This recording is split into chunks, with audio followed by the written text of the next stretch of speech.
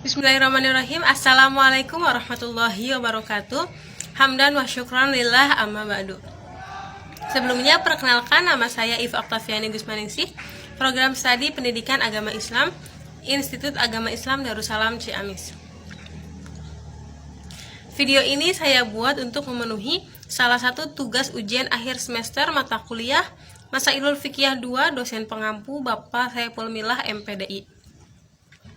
Di sini saya akan menjelaskan mengenai bagaimana hukum pembuatan patung dan pembangunan masjid.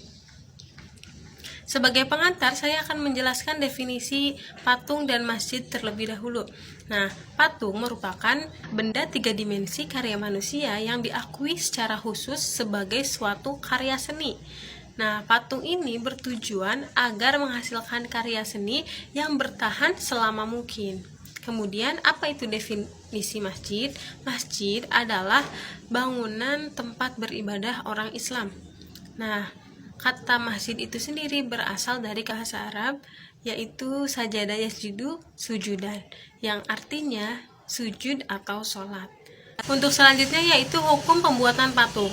Menurut Ketua Pengurus Nahdlatul Ulama, Marsudi Syuhud, mengatakan bahwa hukum patung yaitu mubah apabila penggunaannya tidak menyebabkan mudorot. Contohnya seperti patung sebagai alat peraga dalam mengajarkan ilmu pengetahuan, kemudian sebagai alat untuk mengingat peristiwa-peristiwa yang maslahatnya harus dibutuhkan atau dijaga, kemudian sebagai alat bermain untuk anak-anak yang tidak menyebabkan mudorot. Akan tetapi bisa menjadi haram jika patung itu digunakan sebagai Tuhan atau sebagai sesembahan. Nah, mengapa patung diperbolehkan sebagai alat permainan bagi anak-anak? Karena dilihat dari sejarahnya, Rasulullah SAW tidak melarang putrinya untuk bermain boneka. Untuk selanjutnya yaitu hukum pembangunan masjid. Membangun masjid meskipun berjarak dekat tetap dianjurkan selama dilandasi dengan takwa. Sebaliknya, apabila pembangunan masjid dilandasi untuk memecah persatuan umat, maka hukumnya adalah haram, di mana dijelaskan dalam Quran surat At-Taubah ayat 18. Innama ya'mur masajidallahi man amana billahi wal yaumil akhir wa aqamas sholata wa ataz zakata wa lam yakhsha illallah fa'asa ulaika ay yakunu minal muhtadin. Artinya, sesungguhnya yang memakmurkan masjid Allah hanyalah orang yang beriman kepada Allah dan hari kemudian, serta melaksanakan sholat dan menunaikan zakat, dan tidak takut kepada siapapun kecuali kepada Allah Subhanahu wa Ta'ala. Maka mudah-mudahan mereka adalah orang-orang yang selalu diberi petunjuk.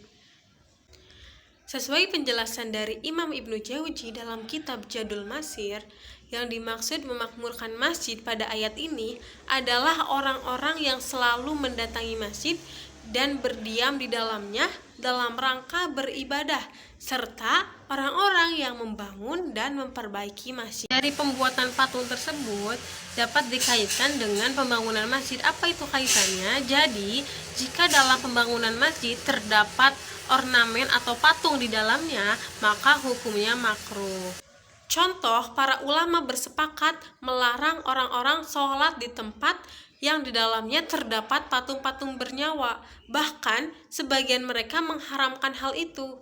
Namun, kebanyakan mengatakan makruh.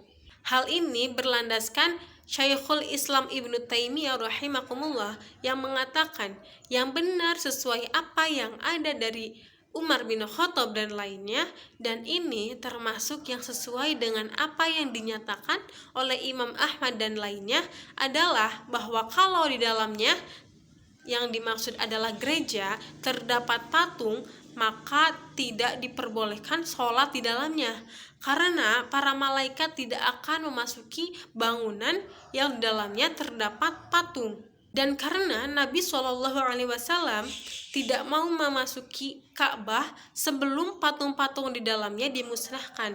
Begitupun Umar mengatakan, sesungguhnya kami tidak mau memasuki gereja-gereja mereka sedangkan di dalamnya terdapat patung-patung. Mungkin sekian yang dapat saya sampaikan. Mohon maaf apabila ada kesalahan.